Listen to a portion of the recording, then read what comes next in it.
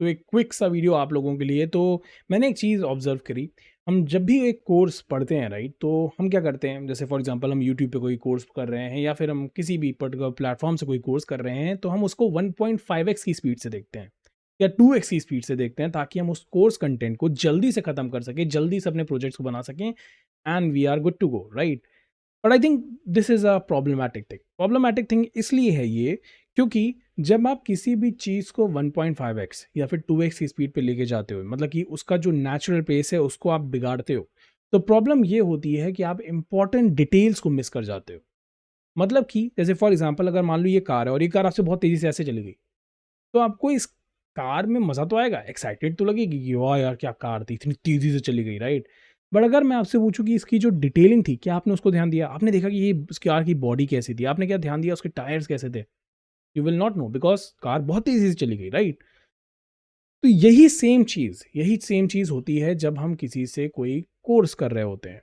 होता क्या है कि जो बंदा है, राइट? जो पढ़ा रहा है आपको, वो अपनी एक नेचुरल पेस से आपको पढ़ाता है।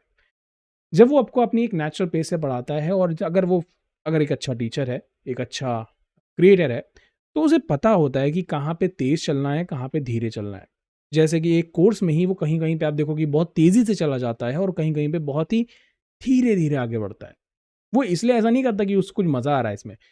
उसको पता होता है कि वो जो आपको पढ़ा रहा है, तो कहाँ पे उसे तेज़ चलना है, कहाँ पे उसे धीरे चलना है।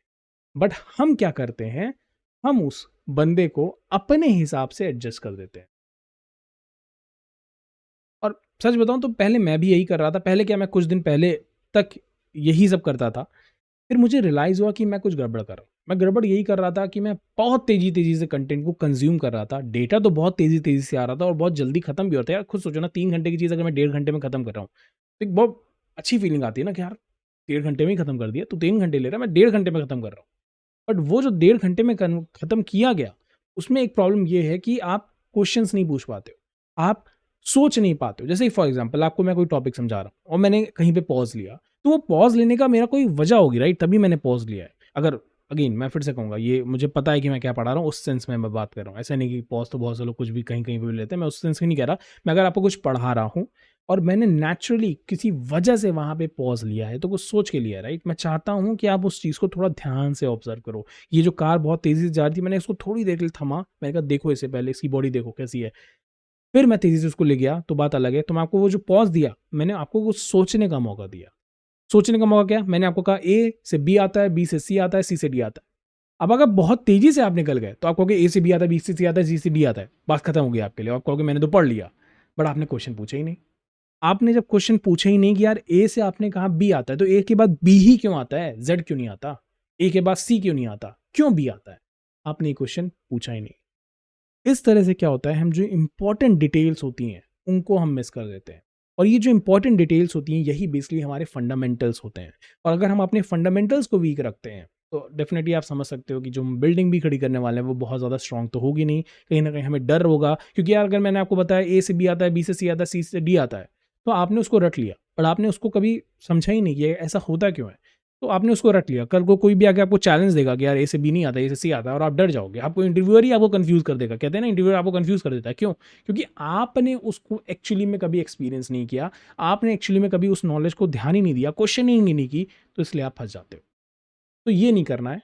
और मैं ये भी नहीं कह रहा यार, देखो कुछ लोग होते हैं जो कि बहुत ही स्लो पढ़ाते हैं। आई टोटली अंडरस्टैंड, कुछ लोगों का होता ही है, मतलब वो बहुत ही स्लो पढ़ा रहे हैं। मैं उनकी बात नहीं कर रहा, आप उनकी स्पीड को हल्का-सा बढ़ा लो। बट जो ज़्यादातर अगर आप देखोगे टीचर्स होते हैं, कंटेंट क्रिएटर्स होते हैं, जो अच्छे होते हैं, they are actually teaching at a good pace. They are not too fast, they are not too slow. So you should, I will suggest you, मैं तो अब करने लगा हूँ, अब ये प्रैक्टिस मैंने शुरू कर दी है, but I will also suggest you to do that कि एक बार उनके नेचुरल पेस पे रह के उनको समझो, देखो कि वो क्या बता रहे हैं। अगर कोई क्वेश्चन उठता है तो कमेंट करो। अगर फॉर एग्जाम्पल आप एक रिकॉर्डेड वीडियो देख रहे हो, अगर लाइव सेशन है तो दैट्स अ डिफरेंट सिनेरियो। तो आप समझ रहे हो मैं क्या कहना चाह रहा हूँ। इसीलिए अगर आप देखोगे, मैंने एक चीज़ और ऑब्जर्व की, आपसे बात ही करते-करते मैं ऑब्जर्व कर रहा हूँ कि इसीलिए लोग शायद लाइव सेशन से थोड़ा-सा कतरा जाते हैं। लाइव सेशन में क्या होता है कि जो बंदा है वो तो अपनी स्पीड से बोल रहा है और आपको आदत है कि 1.5x की स्पीड पे देखने की। तो आप एकदम बौख लग जाते हो। कहते ये मैं तो इसको तेज़ी से देख सकता था, इतने धीरे-धीरे बोल रहा है, मैं तो अभी इसको 1.5x पे देख लेता। तो ये वाली प्रॉब्लम है। तो हम क्या कर रहे हैं, जो सामने एक अगर एक नॉलेजेबल पर्सन है फॉर एग्जांपल, हम उसको पकड़ के खींच लेते हैं, कहते हैं कि आ बेटा, मैं जिस स्पीड पे तुझे देखूंगा ना, तो मैं बताऊंगा तुझे किस स्पीड पे देखना है। तो ये एक प्रॉब्लम है। मुझे लगता है कि एक बार ट्राई करके देखो आप लोग भी, मैं तो अब कर रहा हूँ, मुझे लगता है कि इसमें मुझे फ़ायदा दिख रहा है। अब थोड़ा मैं ज़्यादा नॉलेज को इस कह सकते हो कि एक मोहब्बत वाली बात होती है, वो थोड़ी ज़्यादा दे पा रहा हूँ। अदरवाइज़ मैं भी अभी तक बहुत तेज़ी-तेज़ी से चीज़ों को कर लेता था। हाँ, नॉलेज आ जाती थी, बट कहीं न कहीं वो क्वेश्चनिंग वाला पार्ट मिसिंग हो रहा था। तो एक बार ट्राई करो, बताना फिर कमेंट में कुछ टाइम बाद कि कैसा ये एक्सपीरियंस रहा, और ये आपको ये सजेशन सही लगा कि नहीं लगा, ये भी कमेंट में बताना, ठीक है? तो मिलते हैं नेक्स्ट वीडियो में, till then take care, bye bye.